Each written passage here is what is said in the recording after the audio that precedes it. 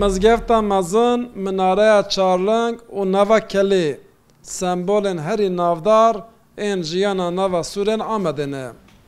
Ev ciyên dîrokî ku ji 33 şaristaniyan re mazûvaniyê kiriye bi Sûrên Amedê hatiye pêçan.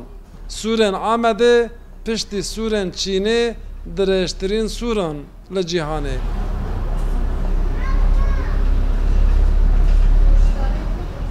Fesih Gundoğar niha van sûran 108 bircên wê mizgeft, dêr û xaniyên dîrokî yên mîmariya Merwaniyan, Medan, Hûrî û Mîtaniyan û şaristaniyên weke Roma û Osmaniyan mora xwe lêxistiye di maketek de bicî kiriye.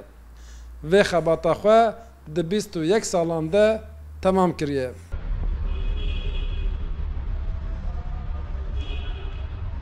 1959 başlamış kir, ta 2016 kadiya. 21 sal, 20 roji sürmüş kir.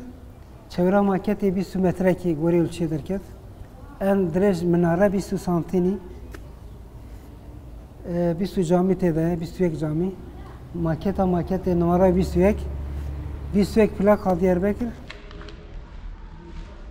Ev hunera xweşik ku bi keda destê Fesih Gundoğar û xwêdana eniya wî hatiye çêkirin ji aliyê geştiyaran ve jî eleqeyeke mezin dibîne. Geştiyarên ku têne Amedê beriya serdana ciyên dîrokî nexşereya gera xwe li ber maketa wî diyar dikin.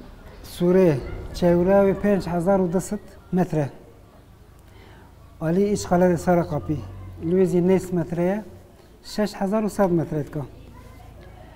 En derece çap olarak derece 1700 û frezi 1400. Maket distû pêncîjar piçûkir.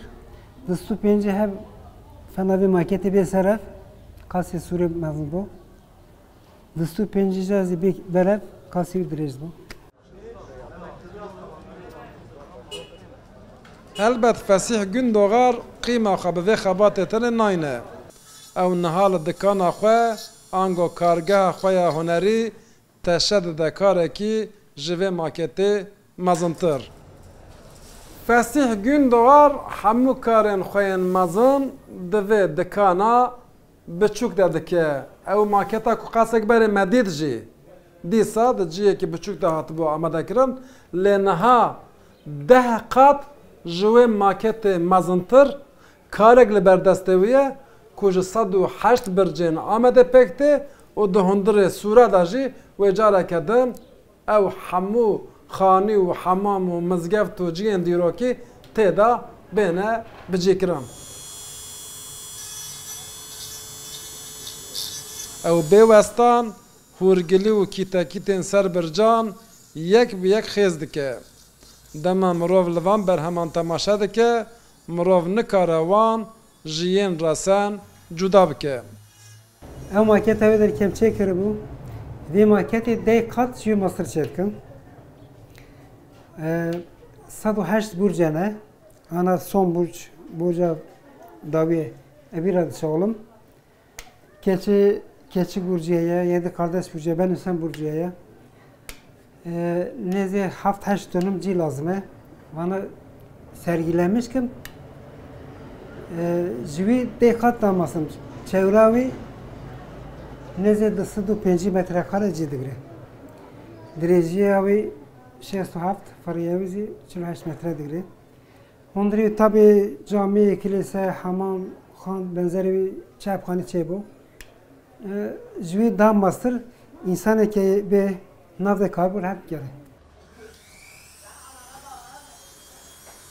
Fesih Gundoğar heta çend salan dê maketa xwe ya mezin ku ji bircên Amedê û ciyên dîrokî pêk tê temam bike. Niha dema peydakirina ciyekî baş a ji bo bicîkirina van berhemên hunerî ye.